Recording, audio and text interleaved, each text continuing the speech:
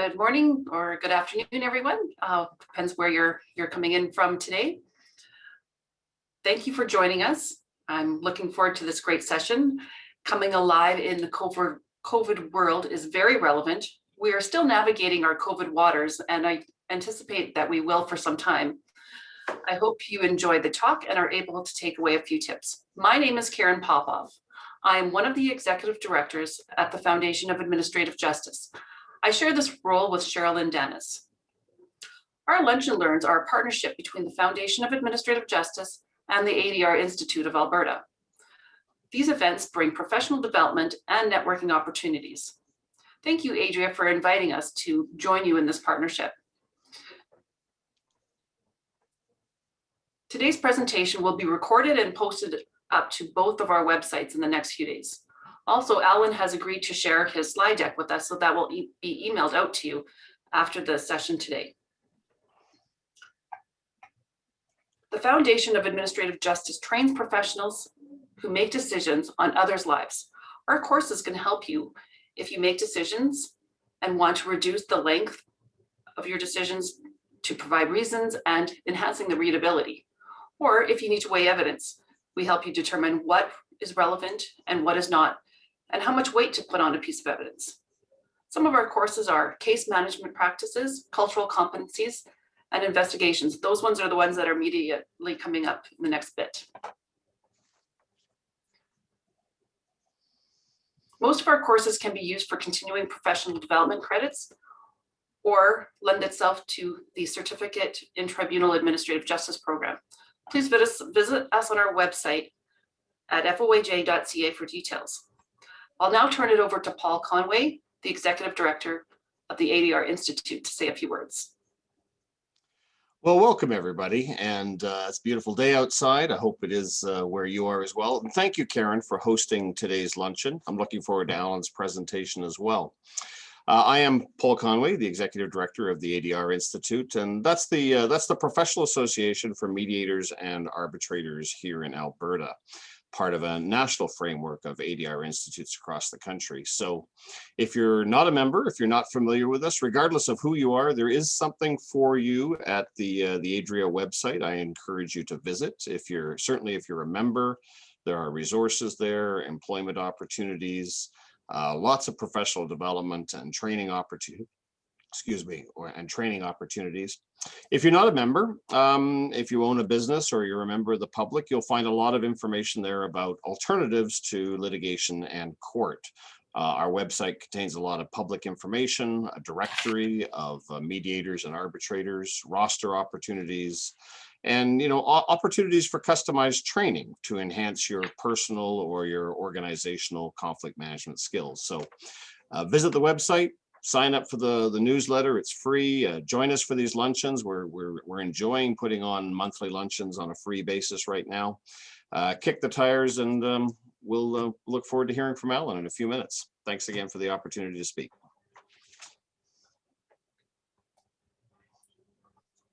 Thank you, Paul. Will you now do the land acknowledgement, please?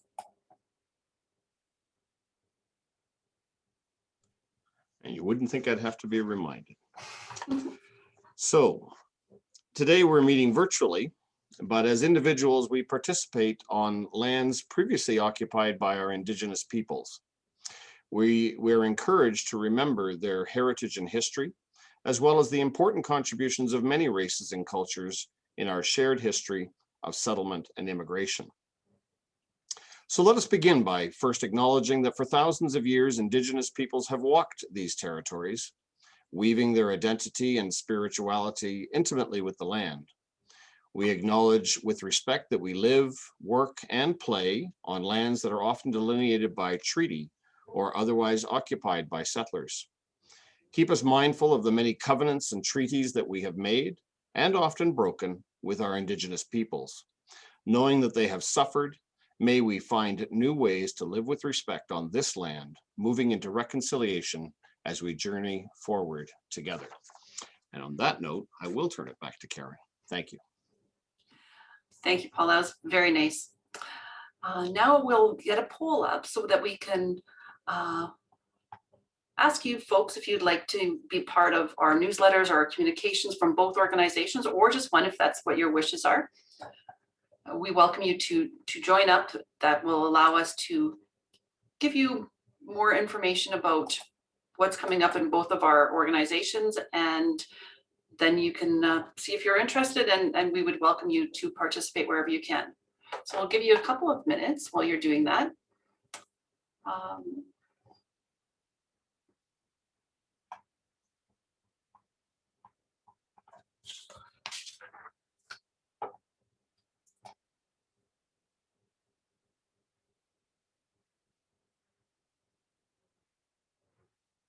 Carrie, I'll let you decide when it's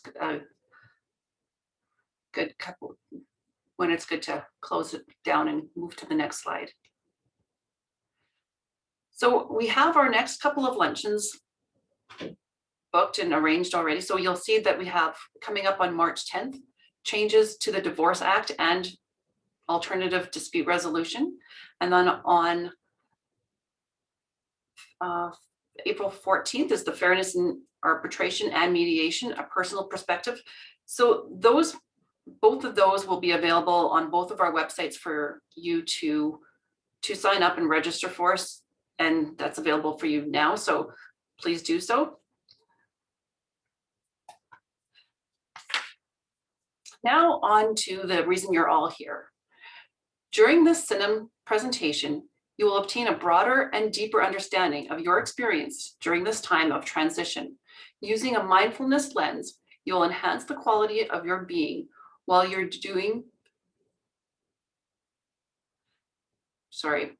quality of your being.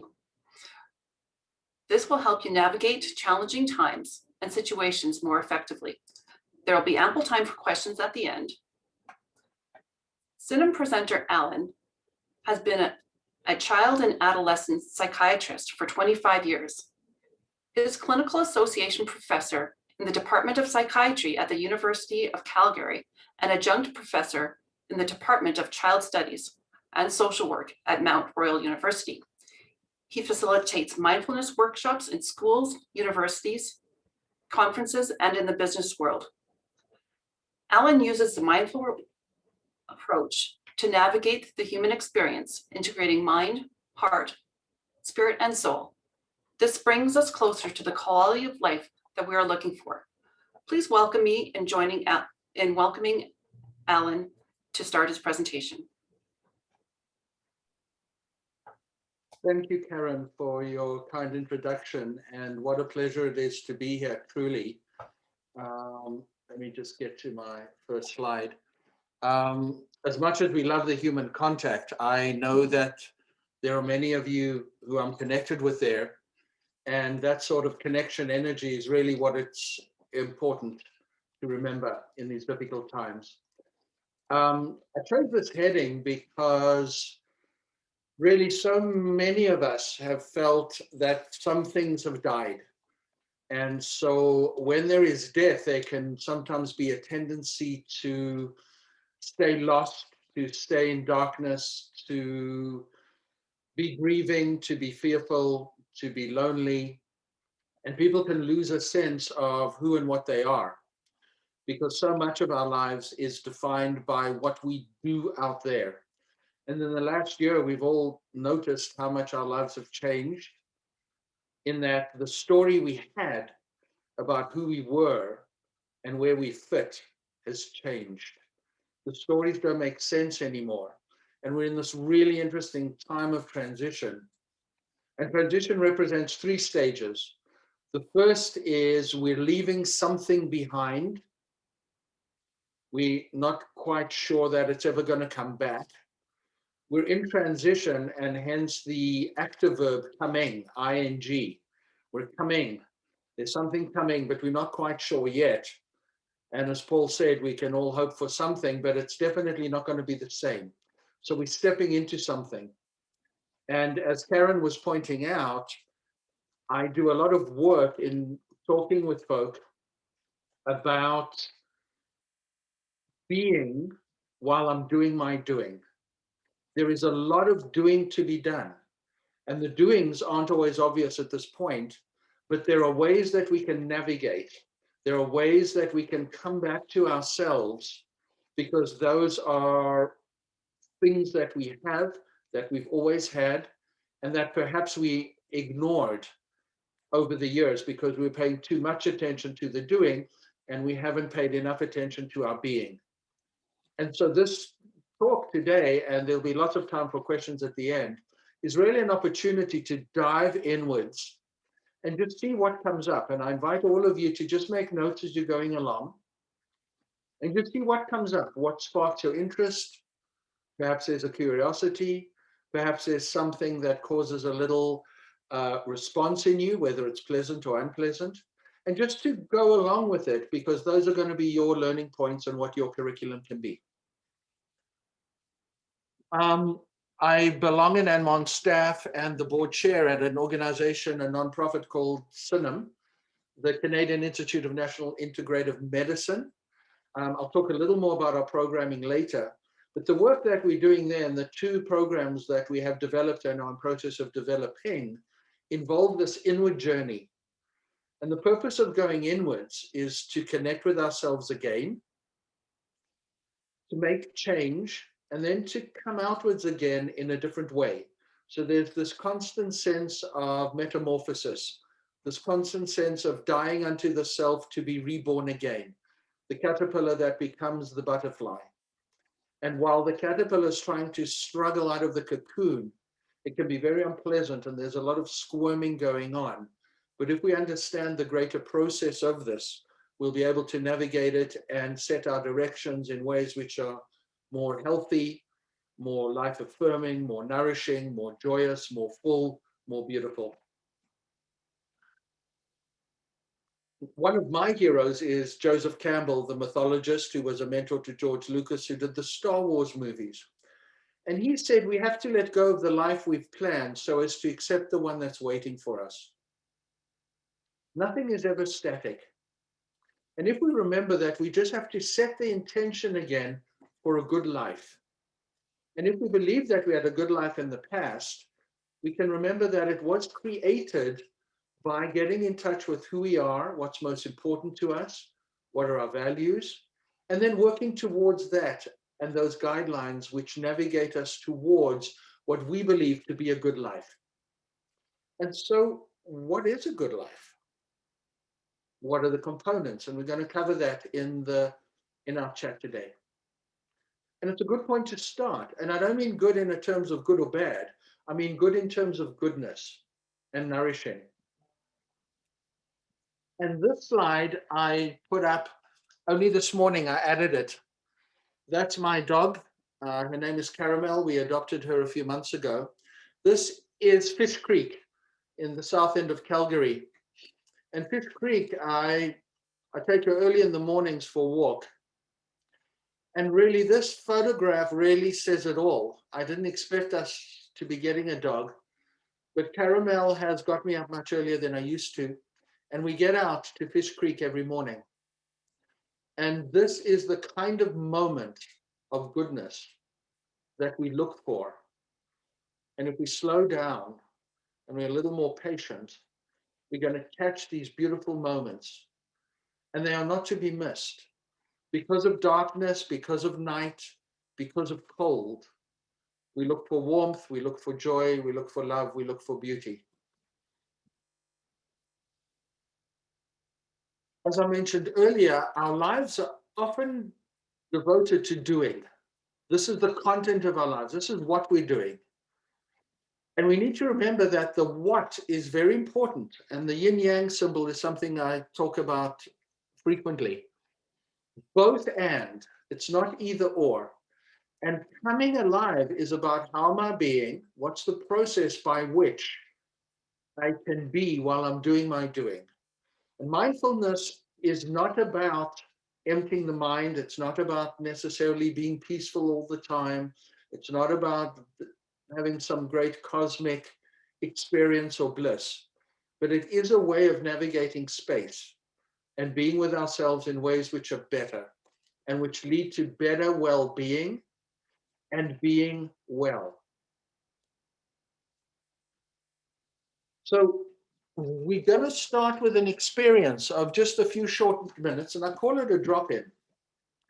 And so I'd invite you, the camera's off, my camera's on and I don't mind.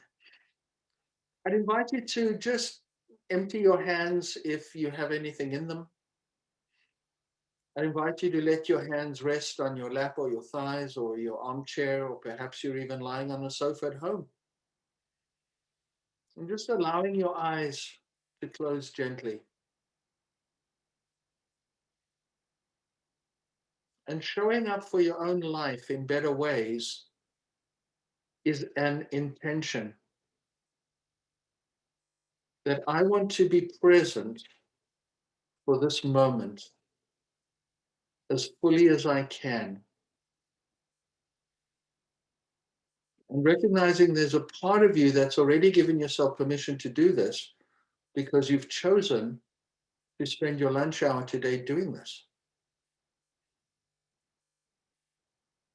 And perhaps just getting in touch with that deeper part of yourself that said yes to this lunchtime experience. And being present, we need anchors because the mind is always going at what it does. The mind just has these pop-ups. It's always on autopilot and stories. So we can drift off into the past and the future. So the first anchor is just coming to an awareness of your body, however it is, whether it's pleasant or they're unpleasant sensations or it's neutral. And just this open acceptance of what is. However your body is feeling right now, whatever you notice, without judgment.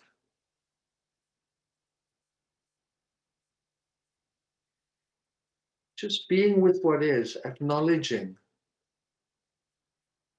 And if the mind goes off, which it will, if it hasn't already, without judgment or criticism for thinking, just escort your attention back to your body.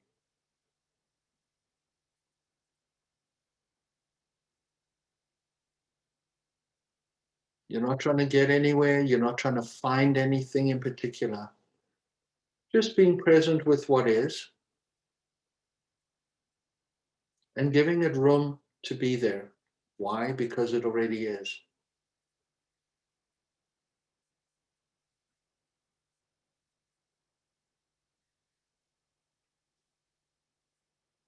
The first anchor was the body, and perhaps you've already noticed the second anchor, and that's the breath.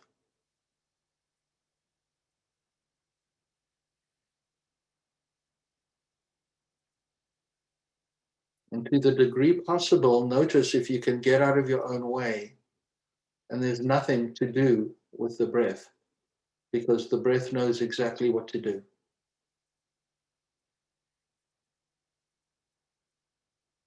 100% trustworthy. Last night when you fell asleep, the breath was there. When you woke up this morning, your breath was there again, like a trusted friend. And just allowing the breath to breathe you, which it always does anyway.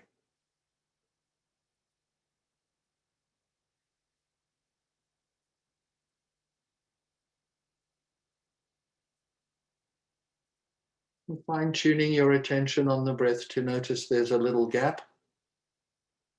Then the in-breath starts, it arises at a peak, and then it ends in another little gap. The out-breath all the way out. And just bringing your attention again and again, whenever the mind wanders, just back to the breath without judgment or criticism. This is very important. No judgment or criticism required.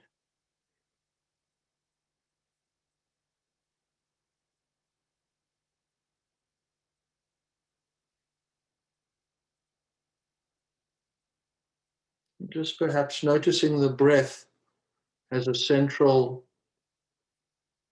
role in your experience right now. And the breath actually surrounds the heart.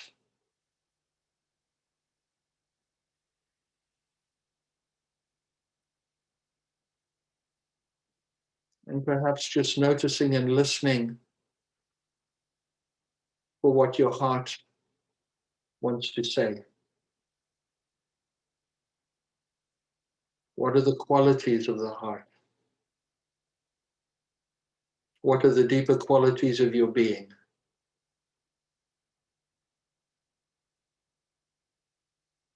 So when we drop inside to come alive a little bit, we set that intention and give ourselves permission to explore this territory gently and kindly.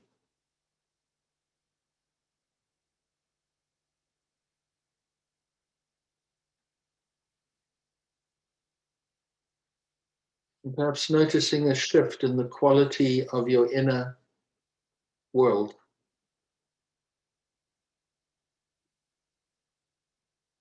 Noticing if your thoughts are different in any way.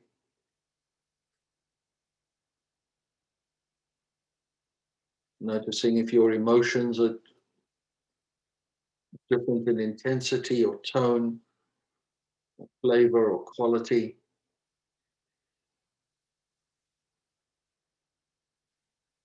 Noticing your spirit, your energy. Noticing any shifts. Without trying to force anything, just noticing, paying attention on purpose.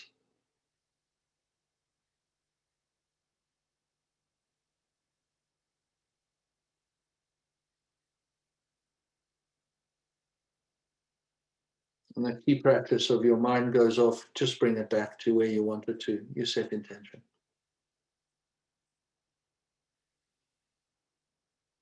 And then at your own pace, just taking 3 deeper breaths, following the breath all the way in and all the way out. And maintaining that gentle attention and awareness to your experience right here, right now. And then I'll ask folk to write in the chat box any comments about what came up or any questions. Are we going to do a debrief here for a couple of minutes? Quick debrief. What did you notice, whether it was pleasant, unpleasant, or neutral? What came up? What did you notice? What shifts? And I am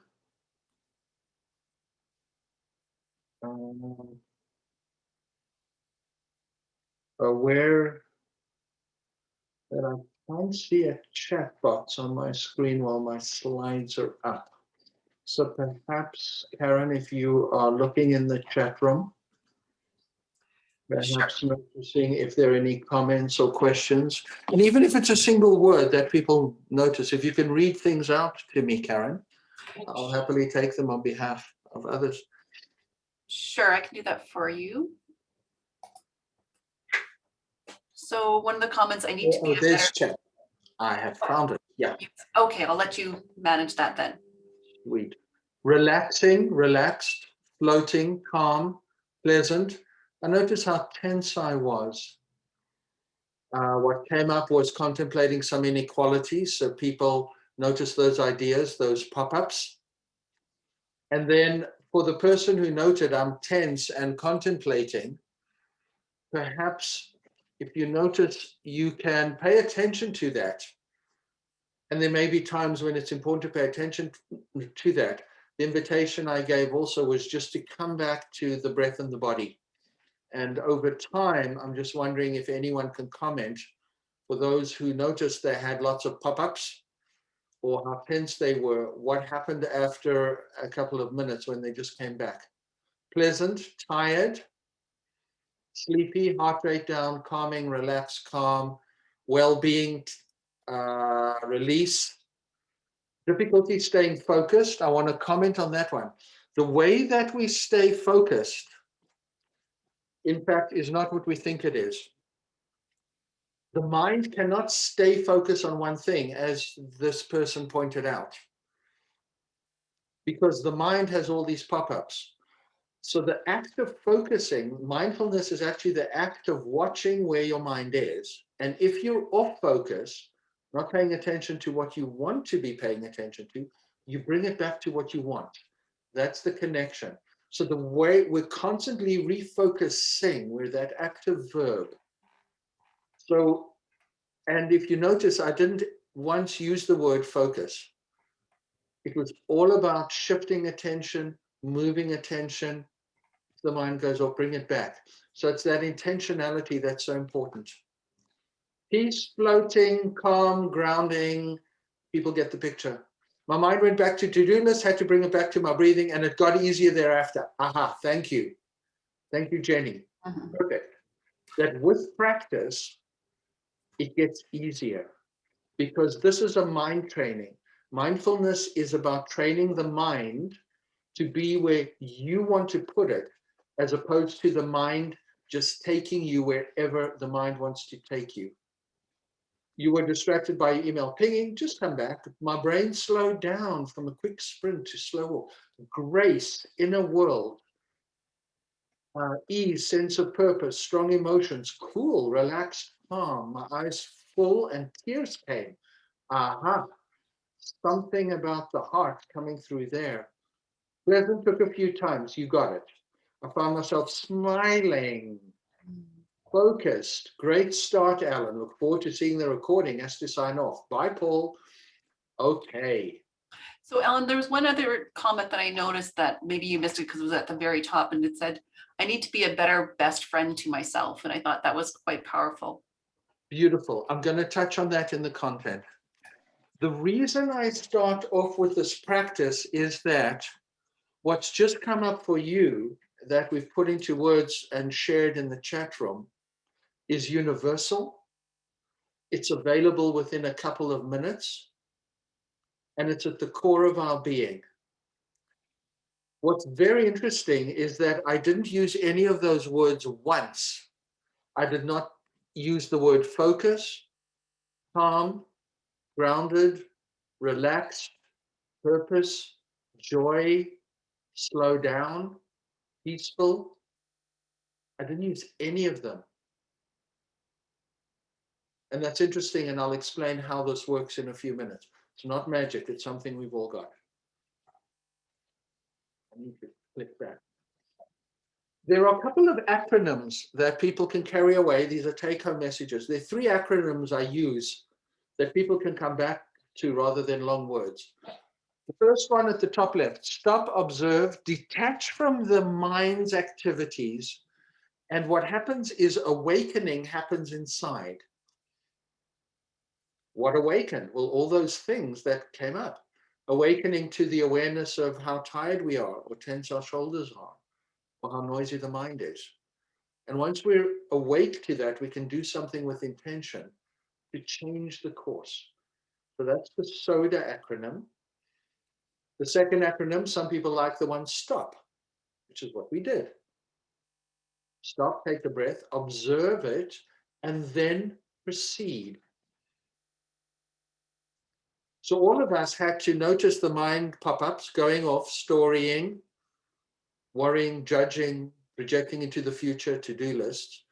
And then we just brought our mind back and back. And as somebody said, it gets easier over time. The third acronym is RAIN. We recognize whatever's showing up, whether it's pleasant, unpleasant, or neutral. We accept and allow it. We investigate it. And then we see what arises. And what arose was a whole list of wonderful, nourishing, life-affirming, coming alive experiences for many people, including some tears. So what naturally arises is our inner sense of being and our humanity. So maybe play with one of these. Remember, you can always take screenshots along the way, and I will be sending the slides on for distribution. I just wanted to have one caveat about the word acceptance. The word acceptance means not resisting. Acceptance does not mean any of the following. ignoring your feelings, liking what's happened, not wishing things weren't different, sucking it up, being a doormat, not doing anything, having no boundaries. That's not what acceptance means. Acceptance just means allowing and recognizing without resisting, because when we do that, we're closer to what the experience is, and now I can work with it. Because if we resist and we judge and we criticize and we categorize and we start doing lots of othering and criticism, we're actually pulling away from what it is that's showing up. And when I pull away from something, I'm not in relationship with it. And if I'm not in relationship with it, how can I work with it? How can I collaborate? How can I cooperate? How can I be differently with myself or my relationship with it? So we have to allow that acceptance and getting close and leaning in, which is contrary to how we usually wired, because we usually want to run away from unpleasant things, fight or flight or freeze. Ahead of time, I was given a few topics that people might be interested in, a few situations that some of us might be facing, and none of these may apply to you, but perhaps all of them. So I've begun to already hint at that we're all affected by what's been going on, the changes. There may be people who are spending a lot more time in one living space and there's more conflict coming up, either in the workplace or in their personal lives. From a mental health point of view, the sense of isolation and loss is becoming much more recognized, and it's really important. And in terms of isolation, as I mentioned at the beginning, not only are we isolated from others, we may have spent a chunk of our life being isolated and distant from ourselves. And this is a great opportunity to come into a wiser, healthier relationship with ourselves, becoming our own best friend. How do we maintain motivation, productivity, de-escalating situations, and some success stories? This is all about harmony. And the yin-yang symbol shows up again. And if we notice the two parts of the yin-yang symbol, they actually define each other. They are complementary. They are in a gentle S-shaped curve with each other. The two parts complete the whole, and they're bits of each in the other. This is, in fact, applicable to not only the symbol, but it also applies to our own personal lives. There are bits of us inside which are dark, which we may not like, or which we haven't acknowledged. And then there's also lightness. And what's important is the two arrows meeting at the top highlight another point, that those two arrows meeting, they're just touching, they're just kissing. The one is not trying to dominate the other. They need to be in a respectful harmony and touch each other and acknowledge each other. Because when there's some attempt at dominance, there's war. And when there's war, there's conflict. The graphic at the bottom reminds us that the left side of the brain, and this is if I was having a look at the brain from the left, and of course this is stylized. The left part of the brain is that which prefers and defaults to logic, bottom line, quantitative, problem solving, measurable, policy, procedure. And it's all about getting it right and wanting to be right. There's no room for what is the other half of the brain, which is the right hemisphere, which has a preference and default for ambiguity, contradiction, relationship, paradox, flavor, color, context. And the two halves of us need to work in harmony together in order to get a better picture. The left half of the brain is very much about doing, and the doing needs to be done. This isn't about lowering standards or doing nothing. And we bring in the right half, which is where all the color and messiness is. That's the part we call life.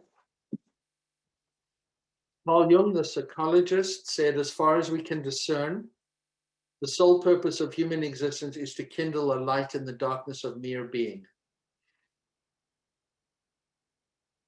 Because of darkness, we want to kindle light. Because of difficulty and conflict, we want peace. Because of injustice, we look for justice. Because of sadness or heaviness, we look for joy and lightness. The graphic on the left is Brene Brown, courtesy Brene Brown, The Courageous Way, The Courage Way, vulnerability. And so when things get dark, and there's plenty of sources of darkness in the last year, we set an intention to find the light. We need to look, we need to be in awareness, we need to soda, we need to stop, we need to let it rain.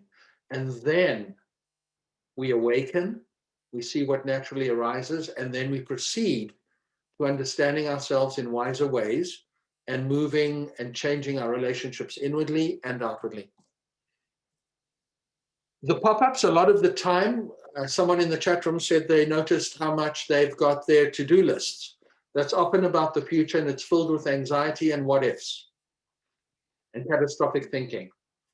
Or the mind can be somewhere in the past, which is often about what went wrong, how we messed up, if only the politicians that, if only my family this, if only my parents that, if only this country this and that and whatever, and the list goes on and on. They've actually done some research. 47% of the time, our mind is not actually in the present now, which is the only moment we can be fully alive. We need to work with the past and what's happened. Of course, it shaped who we are. We need to understand it and work with it. But when do we do the working and understanding and analyzing and figuring it out? We do it in the now. When do we do our planning and sorting out? Right? And taking appropriate caution in a time of COVID. We do it now. So being present now, mindfulness is not about tuning out. It's actually it's about being present for the fullness of the moment, having more quality moments like we had when we dropped in, which only took 3 or 4 minutes. And it's about working wisely so that in the fullness of this moment, I can prioritize and figure out what do I want to be doing now. Because if we let the mind take us wherever, it will. Very good at doing that. That left brain will yank you off somewhere, but it robs us of the light and the joy that is possible. We have 2 slides on mindfulness. One is about the being and the other is about the doing. This slide I call mindfulness as content. And we cannot separate out being and doing. The 4 yellow words are the key words here. It's all you really have to remember. Life is nothing but a series of moments. And with every moment, you've heard me use the term, we get these pop-ups. And like being on a website, you've got 2 choices with a pop-up. You can either click here and go to someplace you don't want to go, dwelling too much on the past or over fretting about the future. And generally, those pop-ups are not very pleasant. They're viruses and hackers, the metaphor here of computers. So we need to notice our thoughts and feelings pop-ups. What's coming up? Judgment, criticism, worry, etc. We need to pay attention to our thoughts and feelings because they lead to actions which are only of 3 kinds. Unhelpful in red, stop, please do less of it. There's the mindful moment about setting intention. I want to stop doing what's unhelpful because I want to do more of what's neutral and more of what's helpful. The first thing to do, though, is to stop doing what's not helpful. It's at the core of that phrase we all know. The definition of insanity is doing the same thing over and over and expecting a different result. So we need to clear this out. We need to make room and stop this. This is hard to do because we are so attuned to just being on autopilot. So this becomes an action. In this time of COVID, there's a lot of anxiety here in the stop cycle. And the pop-ups feed anxiety, and the more pop-ups I have, the more anxious I feel. And when we get anxious, we're in survival mode. And what we want to do is fight or flight or freeze. We want to avoid. We want to avoid being hurt or feeling vulnerable or scared or not knowing. And what we do here is we're actually pushing away from our own humanity. We are denying our own experience. And that's not very helpful. Now, this is hard stuff. This stuff is real. But when we avoid it, we can't be in wise relation with it. And so we need to be in relation with it again. We need to soda or stop or rein so that we can work with it wisely. And the thing is, if we keep on running away, what happens after 3 minutes is we feel relief and calm. And then we go, oh, I just need to avoid. I'll just avoid everything. I'll avoid my yucky feelings. And we've got 1,000 ways of doing that. Shopping, addictions, drugs, sex, sport, pornography, mindless hours on television, you name it. 1,000 ways of avoiding ourselves. And then we wonder why we feel empty, because we're not actually in relationship with the good things which are there, which I'm coming to. This is the mindful process. This is all I had you do during the drop-in. Paid attention, became aware of how the mind goes off again and again and again. Made choices to come back, setting that intention right there. The moment you realize you have a choice, you set intention. Wiser mind, wiser action, you got a better outcome. All those words just arose. And it all starts with paying attention. You can't get here without paying attention, noticing when you're off course, when you might be avoiding too much or doing unhelpful. You got to lean into it. And then you say, what do I want to do? Because of darkness, I want to light candles. Because I feel ugly inside, I want to find beauty. Many of you know this. I'm not spending long on the slide, but there are 3 main parts of the brain circuitry. The first is brainstem in green, basic functioning, fight or flight or freeze or fawn. This gets aroused, adrenaline, tension, headaches, blood pressure, fast breath, etc. This then goes up to the emotional part of my brain, feeling part called the limbic system, and this tells me friend or foe. And this then lights up. And then all of this activates the prefrontal cortex, which does our thinking. Here, goes up like this. And then when it's just too much, we shut down, we fight or flight or freeze, and we can't actually do our doing very well. When this stuff is hyper aroused, all that adrenaline, you can't do this. You can't orient, be creative, be flexible, inhibit, plan, think, organize. So it's really critical that we learn to do this regulation. And what happened was during the drop-in, what I did and the way that the drop-in worked was I just got you to pay attention to something other than thinking. That's why we came to the body and the breath. And you're not thinking. Now, the thinking mind wants to come in, and it did. And then you said, no, thank you. I'm just coming back to the body and the breath. And all we did was give permission to the other part of the regulatory system in our nervous system. There's a part called the sympathetic nervous system and the parasympathetic. And when we don't feed the sympathetic with all our stories and annoyance and irritability and frustration, and we're not rushing into the future, the parasympathetic calms us down. It's the baseline to which we return. And all we really have to do is not feed the flames of adrenaline.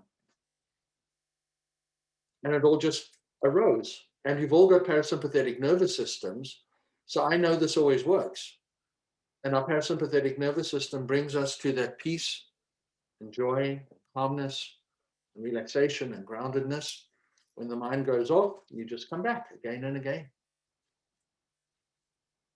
Now, those were the basic instruments in the orchestra, but there's another 4 that we haven't played yet.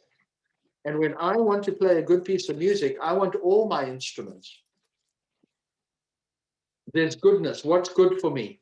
Is it good for me to keep beating myself up and fretting or living in the past? Probably not. I need to learn about things and change. What's my relationship to self? We're very self-critical. And then my relationship to others. I can always look for more goodness. I can always improve my relationship to myself instead of criticism. You heard me use the word heart energy. Paul used the word spirit. And this is the first part of the breath, inspiration. What kind of energy do I want to bring to the day? No matter what's going on outside of me, I still have a choice about the energy that I bring.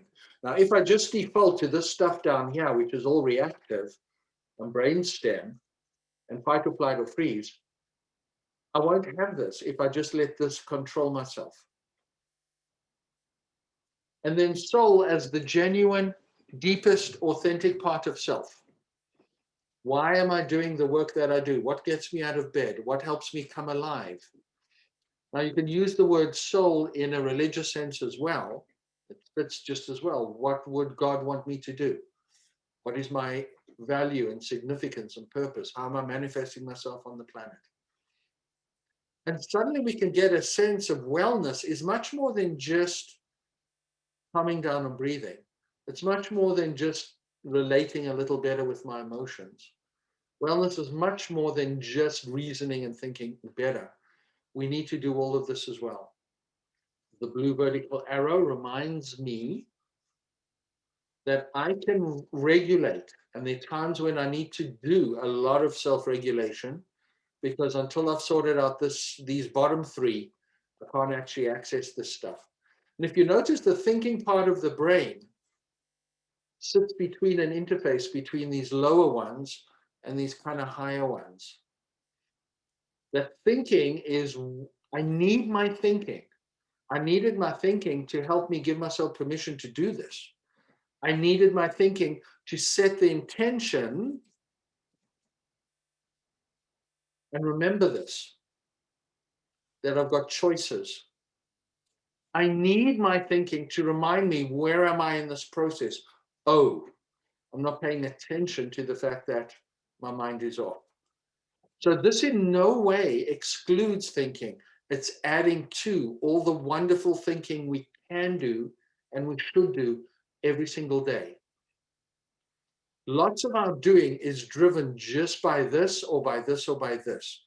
This is about, how can I be while I'm doing all of this? The being and the doing. These are the golden instruments. My feelings are real. They don't always tell you the truth. They're not always helpful. Don't spend 2 seconds trying to judge your feelings. Are they right? Are they wrong? Should I feel like this? I should be more angry, less angry. I should be upset. I should forget it all. The only relevance about the feelings, which are real, you're experiencing them. Are they telling you the truth, and are they helpful? If they're not telling you the truth and they're not helpful, you can now choose to perhaps let them go. There's the choice. Meet your emotions. This is from the Pixar movie Inside Out. I won't spend long on this, but there are 5 main emotions we have. Fear only does fear, sadness does sadness, anger does anger, disgust does disgust. And there's a character in this movie called Joy who helps to regulate the main character, Riley, and regulate her emotions. Joy doesn't try and kill any of these feelings. Joy doesn't deny their existence. Joy doesn't get frustrated with them, but she is the conductor of the orchestra. I like the conducting bit here. And they don't understand her, but they don't need to. Joy is there to make sure these don't take over too much and ruin Riley's life. We need to be comfortable feeling uncomfortable. There's a dynamic. Balance is actually a verb, and we are a verb. We're much more a verb than a noun. These 2 rocks are balancing each other. This tightrope walker is balancing themselves. Right now, you are verbing. You are thinking, you are feeling, you are sensing, you are looking, you are listening. Your tummy may be rumbling. I'm hearing my dog bark in the background. Notice how much of a verb we are. And remember that a noun is very static. It's fixed. But verbs are always in motion. There's a dynamic. There's a dance.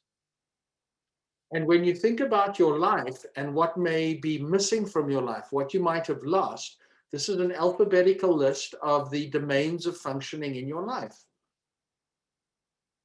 And maybe some things have fallen away here, and maybe some things are too much. So this is a list, a very practical list of things. You can have a look at this. Gee, I'm ignoring this or that, and one thing's taken over too much. You've lost the color in your life. You've forgotten how to be, and are you missing any ingredients? Very practical, very simple. Because the richer and more ingredients you have in your life, the nicer the music and the nicer the dance. Your life is where you're being and you're doing dance together. And if you don't like the music for valid reasons, and the dance sucks right now, you do what you can. Let's talk about conflictual relationships a little bit. All relationships exist in a context. So whether this is a parent-child, or intimate partner, or neighbor, or work, or colleague, or boss, there's a me and there's a you. And Dan Siegel out of UCLA coined a beautiful term called me. There's a space where we overlap, and this is an interaction. And this is the area we need to give attention to. Really important. Because you cannot neglect either yourself or the other. Both need equal attention. Coming alive, you don't just come alive on your own. We're all in relation. Those relationships are lost. We're in transition. But this is a beautiful opportunity to create again. And all of us want to just feel safe, worthy, and loved. And every time we feel wobbly about something, I'm sorry about this. Every time we feel wobbly about something, some unpleasant emotion comes up. It's not to be denied. It's to be looked at and examined.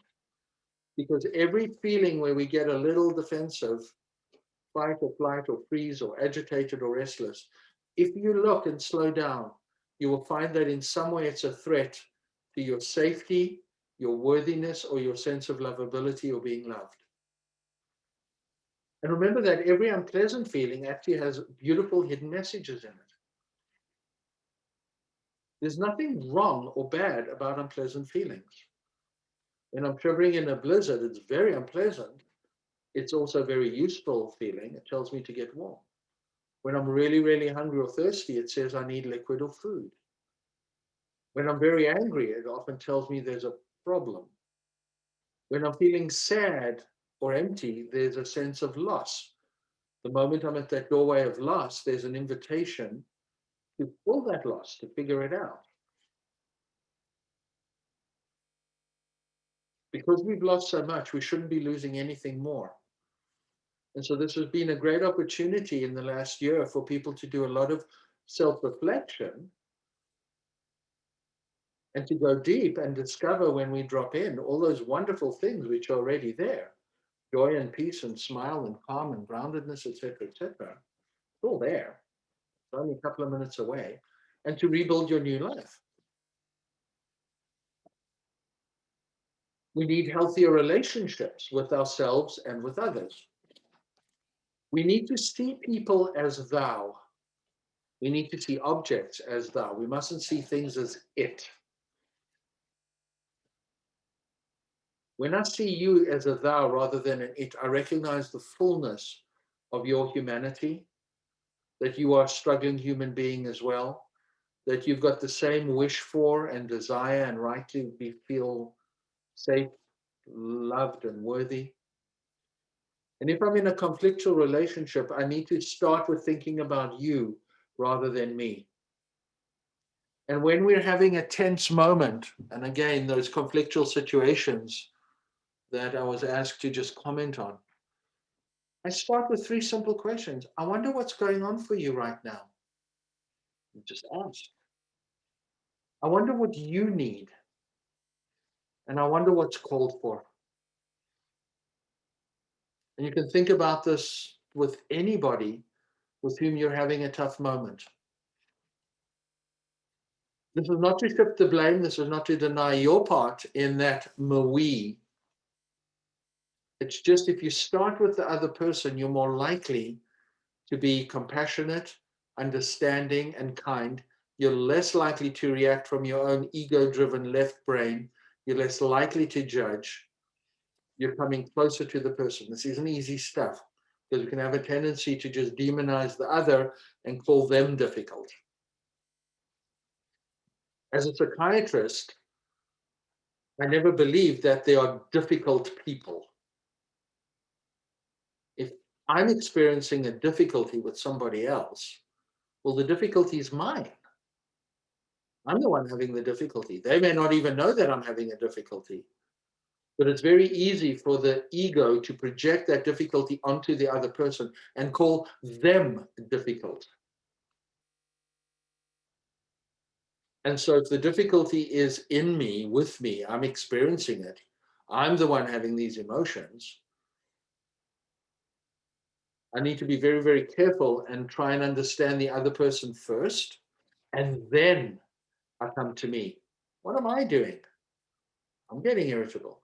Is what I'm doing getting in the way? What are you going to learn from me? And is what I'm doing working?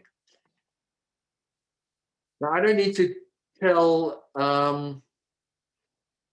alternative dispute resolution institutes about relationships. I'm almost embarrassed, right? Because many of you on this talk on the other end are going, yeah, this is the human aspect. This is what you talk about often, understanding the position of the other.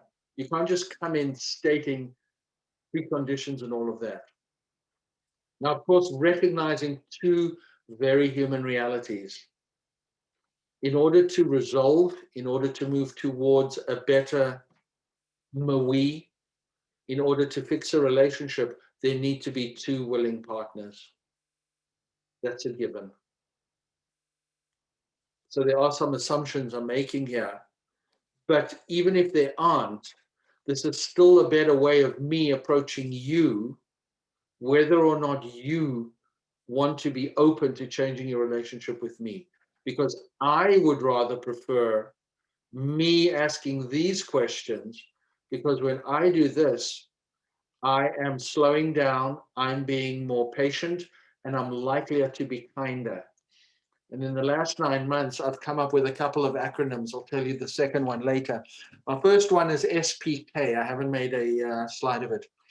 Slow down, be patient, and kind. The moment I slow down, I'm patient. My adrenaline goes down.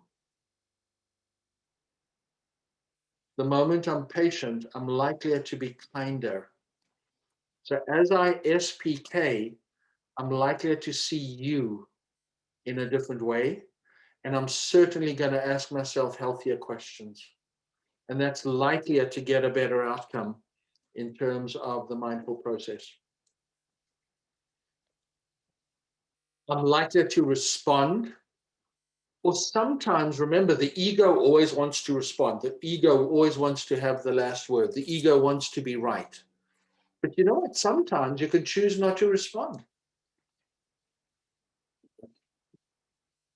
You've all heard the saying, right? It's better to remain quiet and be thought a fool than to speak and remove all doubt. It's better to remain silent and be thought a fool than to speak and remove all doubt. Right? Many of you have heard the other one, KTN. If you're going to say something, it needs to improve on the silence, and it needs to pass through 3 filters, K, T, and N. It needs to be kind, it needs to be true, and it needs to be necessary to say it. And if it doesn't meet all 3, at least you pause. You ask yourself, is this worth even saying anything for or saying about? The mindfulness keeps us in this very moment, in these tough moments, where one of the options is actually choosing not to say anything because I want to slow down, be patient, and kind. When changes in organization, I've just got a couple of slides left. You don't motivate people, we get buy-in. I've given a reference on this slide because it's not mine, and I saw this some years ago, actually in the hallway of the school I was working in. Fascinating. Managing change. When there's vision, skills, incentives, resources, and plan, you get change. Hooray, it works. I reverse engineer this table in that if I'm feeling confused about something where I'm working, I know that vision is missing. If I'm feeling anxious, I know that maybe I don't have the skills, or the people around me don't have the skills, so I'm afraid to mess it up. This is appropriate anxiety. When I notice I'm resisting something, I'm resisting the change, It's because maybe there aren't enough incentives. And I don't mean incentives in prize. Why should we be doing this? This is about buying. So if somebody's not buying in, the question becomes, what's going on for them? What do I need to know? What do they need? And if somebody just says, I don't want to do it, that's a feeling statement. I want to know what they're thinking. You remember on the mindfulness as process slide, there's feelings and thoughts. So feeling is not a reason. A feeling is a reaction to something. There's always a thought that goes with the feeling. I want to know what the thinking is. When I'm frustrated, it's because there are not enough resources. Everyone's going, what a mess with the vaccines. Well, that's frustration because there haven't been resources. Some of it is local, some of it's provincial, some of it's national, some of it's overseas, right? But it's a resource issue for frustration. False starts, there wasn't a decent action plan. So I use these when I'm feeling this stuff and go, oh, okay, what am I missing? And there it is. So this is content. What are my thoughts? What are my feelings? And what do I need to do? Because just staying stuck in confusion, just staying stuck in fear, just being in opposition, completely draining energy every day, being frustrated, and false starts really drains your sense of being alive and making progress. You can think about this. We're not going to do a debrief now, but what energizes, what drains you every day? You want to do more of what energizes, less of what drains you, to the degree that you can control it. So maybe it's watching more comedies. Maybe it's going for more walks. Maybe it's eating better food. Maybe it's not doing things which are a waste of your time and energy. Play and dance a little more. It'll never go wrong.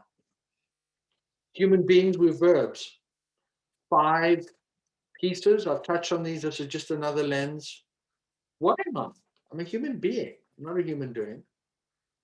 Let me look at my beliefs after I figure out who I am and what I am. What's significant for me? What's valuable?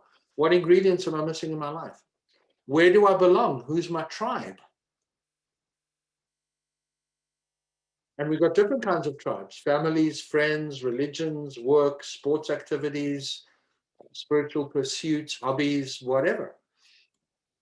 Benevolence, what do I have to give to the world? We all feel valuable when we're giving in the world. So how can I show up and manifest my true self?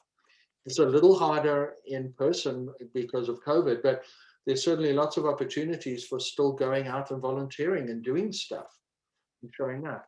And then there is the becoming. We are constantly becoming. We are called creatures because we constantly create. So we're navigating,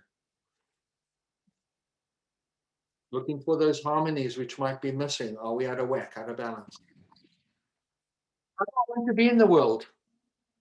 These are the ingredients we want more of, and these are the ingredients that arise when we drop in. And in the stillness of the quiet, if we listen, we can hear the whispers of the heart. And Howard Thurman was he was a friend of Martin Luther King Sr., and Howard Thurman was a mentor to Martin Luther King Jr. We've got to get still, we've got to get a little quiet, and we've got to listen.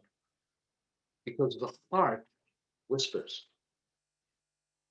The ego, the to-do list, scream and yell, and we get caught up in the doing and the yes, but, and the judgments. The word heart, we talk about cardiac. The word heart has its origin in the 3 letters of C-A-R, cardiac. The core, C-O-R-E. The word care, C-A-R. So there's something about the word care and core and heart and caring that really, really matters.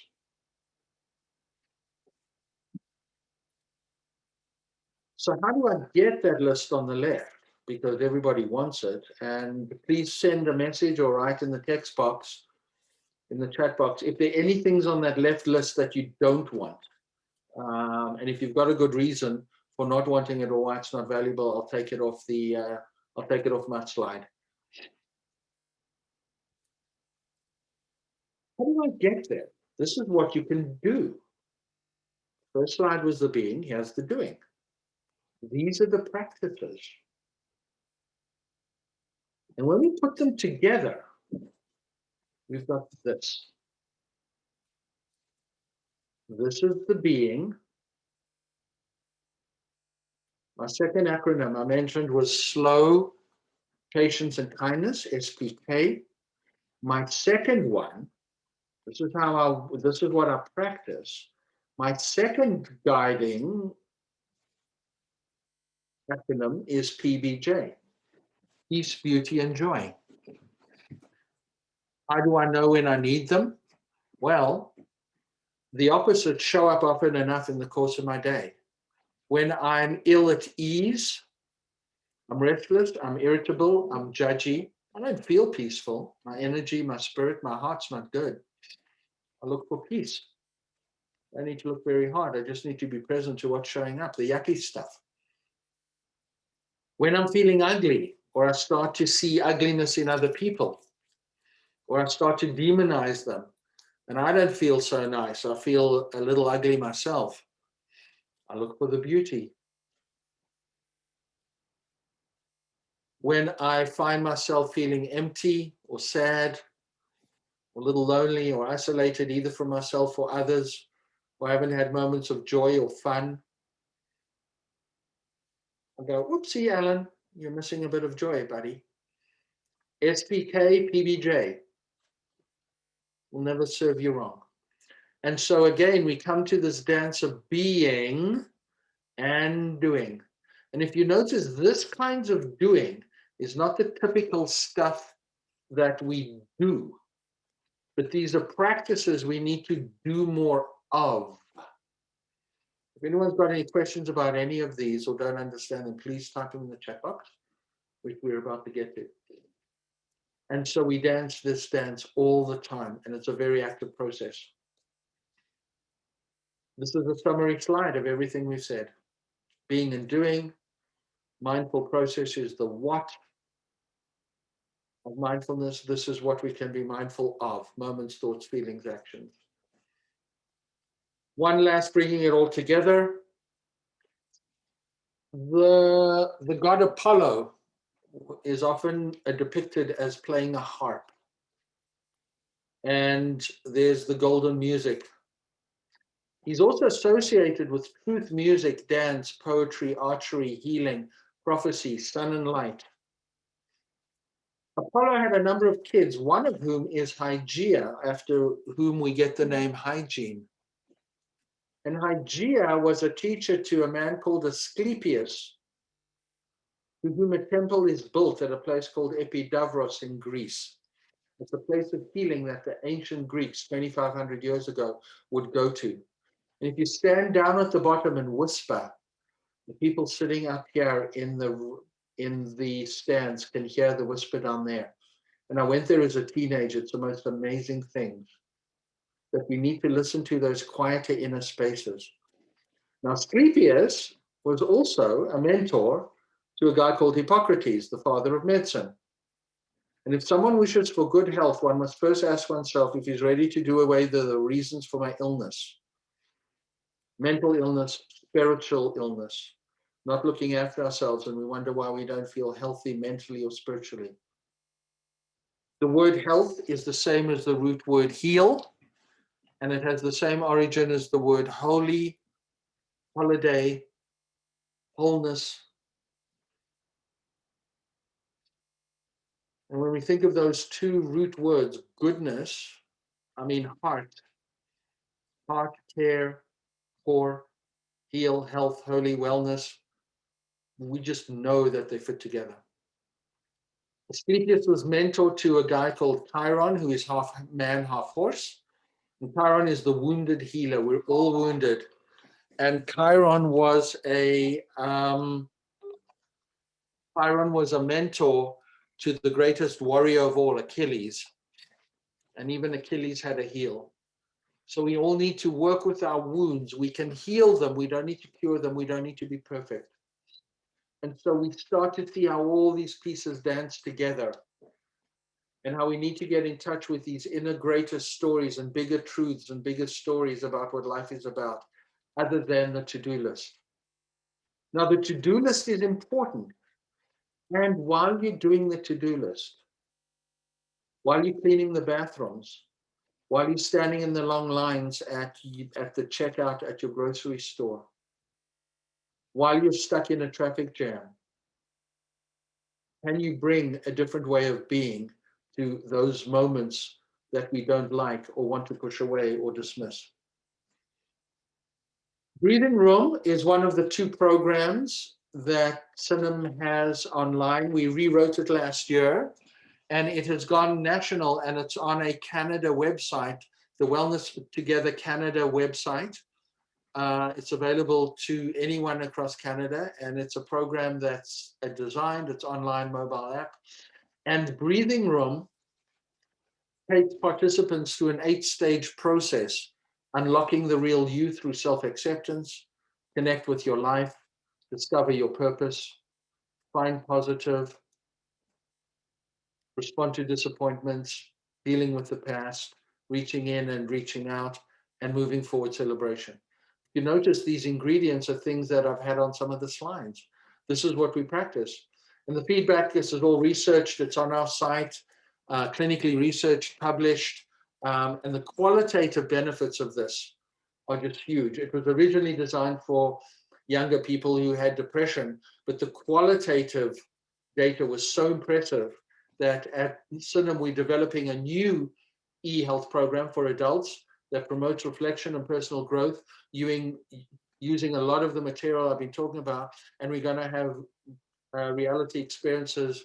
We're looking at launching the Inner Access program for older adults later this year. That's it. So I'm going to stop share. I'm going to say hello. And we've still got 15 plus minutes for comments, questions. I can go look in the chat room myself, I guess. Thank you so much, Alan. That was fantastic. I do notice that there's a couple people with their hands up in the chat room. I just want to ask them to type their questions in the chat box. As this is Zoom webinar, it's not Zoom meeting, that the participants are not able to interact with us except for through the chat. Right. So can you repeat the quote? It's better to remain quiet and be thought a fool. So sometimes people will think you're a fool if you don't speak, but if you don't have anything kind, true, or necessary, it's probably better to keep quiet. Or the other one that I've heard sometimes is sometimes people open their mouths and they just change feet in the nicest of ways and without being judgmental. I like this slide. I'm not sure who wrote that or what that's about. Need to keep this chart up on my wall. Oh, okay, yeah. What's meant by don't know? Great question, thank you. The ego, the left brain. We are taught that we are meant to know from the day we start school and for the next 12 years or even into our adult learning lives. We are meant to know. We are not comfortable with not knowing. And we are punished accordingly when we don't know in school. We get red X's by the answers we got wrong on the math sheet. And there's always a gap between what we'd like to have, which is 100% in all subjects. So we come to judge ourselves as not worthy, not safe, or lovable enough when we don't know. In fact, the only way that life is interesting is when we don't know. And so we need to be careful of trying to avoid or pretend that we know everything when we don't, because that's not a growth mindset. So in fact, we need to value and respect and honor not knowing. In fact, I love it when I don't know, because it's the only time I learn anything. I also remind myself that if I knew everything, life would be boring. I don't want a boring life. On the day that I die, I want to have unread books. I want to have movies I haven't seen. I want to have new things that I'm still looking forward to. This is not to say that I want to be dead, not at all. But I want to just recognize the value of not knowing. Oh, screens on the slide. Screens, I put that up because lots of parents, how do I get my kids off screens? Screens are those things which have a value, but which can be used for someone else's agenda. 4 hours on Facebook, 6 hours on Minecraft if you're a 9-year-old. These things are addictive and they're somebody else's agenda. Just always remember that. These things have a utility, they have a use.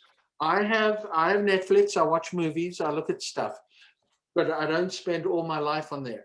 And it's easy to use this as a distraction from paying attention to how rich your life could be. Is the recording going to be available for those who are not available? I don't know, Karen, have you got an answer to that? Yes, and within a few days, it should be up on both of our websites, the ADREA website and the Foundation of Administrative Justice. Allan, there was one question that I wasn't sure of the answer myself. When you were talking about fight, flight, Yes. fight, freeze, and fawn, what does the fawn mean? Fawn is less common, but it can be there. So when you're being bullied and you're anxious, what you can do is you can suck up, as it were, to the person bullying you because you're hoping that you will be one of the favored. So this shows up most prominently and extremely in that thing called the Stockholm Syndrome, where hostages actually identify with the hostage takers. Because you're so frightened, you want to get into the person's good books. That's called fawning. It's not common, but fawning can be a form of self-dismissal. It can be a form of denial. It can be, if only I suck up to fill in the blank. If only I want to get in the good books. It can be a parent, it can be a boss, it can be a colleague, it can be a neighbor. And there can be a price to pay when you fawn. Because you can end up being a doormat. You can end up not being true to yourself. You can end up putting up with abuse. If anyone else wants more elaboration on that, I'll be happy to.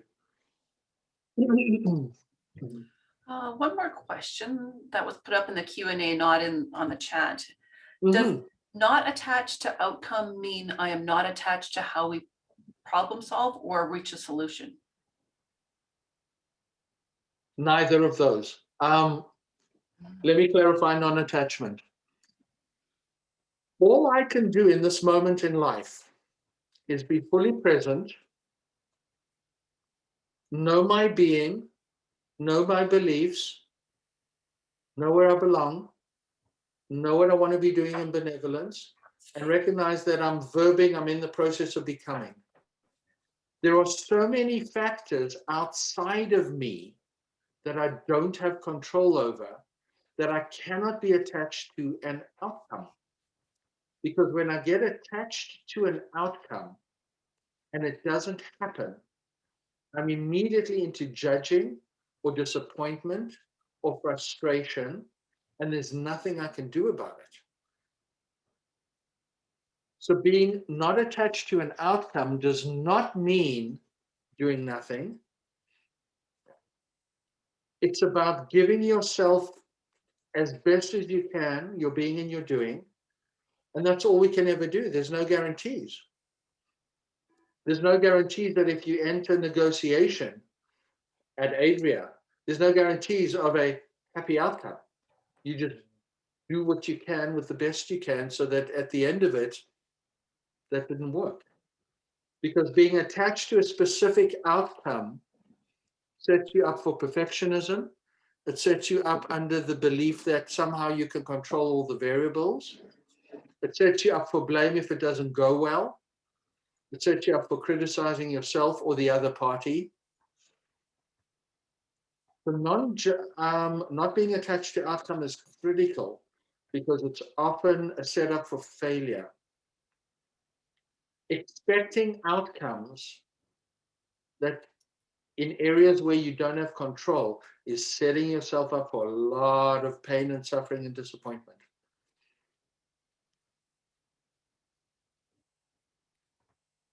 And those caveats, Karen, I want to just highlight, it does not mean you do nothing. It does not mean you don't have goals. It does not mean you don't live your life with courage, certainty, commitment, perseverance, love, joy, beauty, energy, your soul, your heart, your spirit. Because when we align up and we bring in those 4 golden instruments, and I've done all of that in alignment, all those instruments are playing, I've done my best. That's all I could do. And when it doesn't work out, it's the universe's way of saying you weren't meant to be doing this. One more comment says, we probably need a whole other session to learn all of this perhaps. And I know that when we were talking before this presentation, you had mentioned you can talk for hours and hours, and each one of these slides can be a presentation all by itself. Mm-hmm. Mm-hmm. Yeah. I'm going back to Andrea's. Oh, there's a question. Sorry. How do we practice eliminating expectations? The moment you notice you're clinging and expecting, you let it go. That's the mindfulness, that's the mindful process slide. The moment you're aware that you are expecting an outcome, you're attached, you've got a choice of not being attached, which brings you a little bit more ease. It brings you back to the way you want to be in this project. And now you can move with a bit more ease and room and so forth. Thank you. 2 more questions. Thank you. A very meaningful time. For each of you, if you've left with aha moments, great, make a note. If you've left with curiosities, if you've left with discomfort, if you've left with a piece of regret, if you've left with some pain or sorrow or emptiness, or the person who reported tears earlier, sit with that, take that away from you, because there's something coming from your heart and your spirit that is wanting you to pay attention to. And right at the beginning, I said, don't judge any experience, welcome them all. Pleasant, unpleasant, or neutral.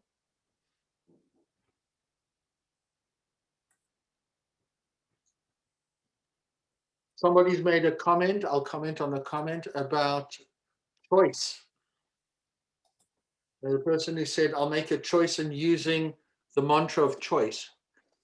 This is critical. No matter what has happened to you, no matter how lousy it is, you always have the choice of what is your relationship to it.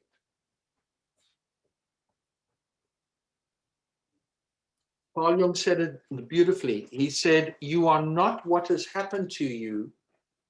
You are who you choose to become. This is not to deny that a lot of yucky stuff, terrible, awful stuff has happened to you or those you love or around you or the whole globe, our planet. Not to deny it. And in that awareness, you are not what has happened to you. You are who you choose to become. And that's a shift from taking your lived experience, all the yuckiness and the feelings and the heartache and the loss and the pain and the frustration and the hurt and the disappointment, not letting it ossify and condense into who you are. And then the choice is, what am I going to do with this? That's just the first step. There's a lot of work, because there may be a lot of work to do to get out of that. This is not easy at all. But this way we are walking towards the lady holding the lamp in the graphic on the slide. At least I've got a direction. At least I'm accessing different parts of me that may have been underutilized, neglected, judged.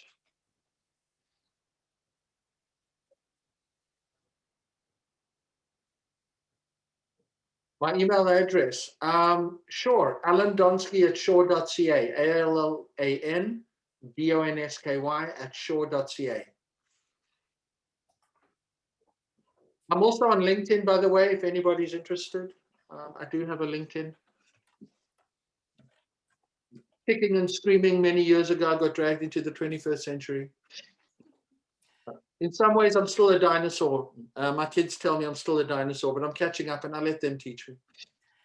Allan, I just put your email address in Oh, the perfect. chat box. Is that correct? Yes. Okay, Yeah. perfect. And it doesn't need to be a capital, although it doesn't matter. Yeah. One more thing, and maybe if there is anything you can just shoot it along with your PowerPoint at the time, is to learn more. Do you have any literature that you'd like to suggest?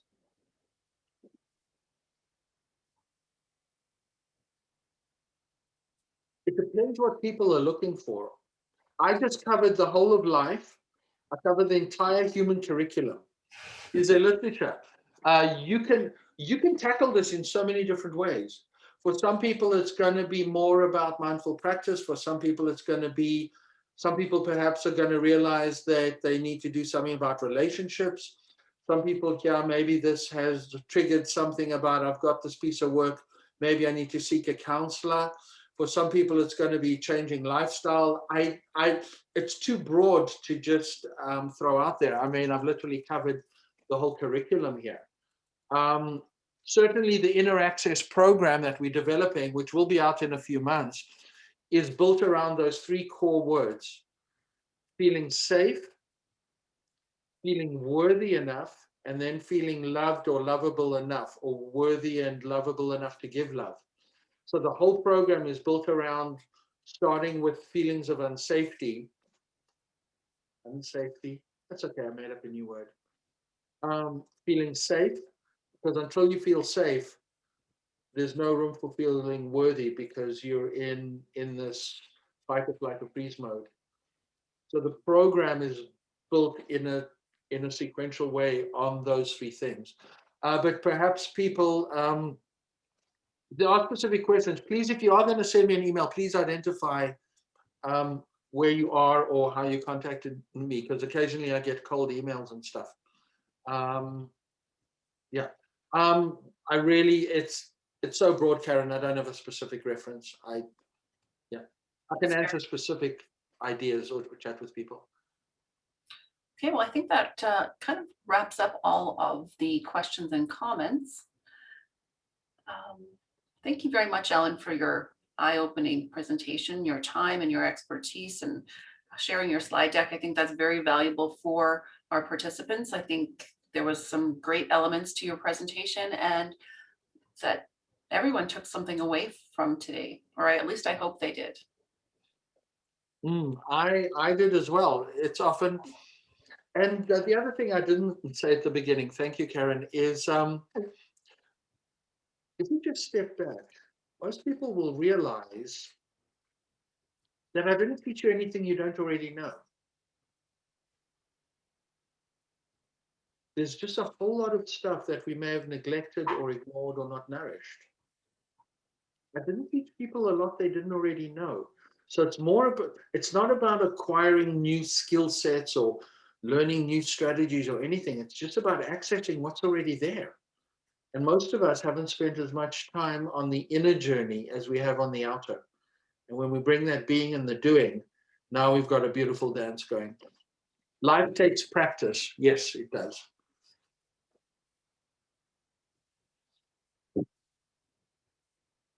Thank you. Thank you for joining us, everyone. I hope you register for our future webinars that are coming up in both March and April, and we look forward to seeing you all at another event. Take care, everybody. Thank you. Bye-bye.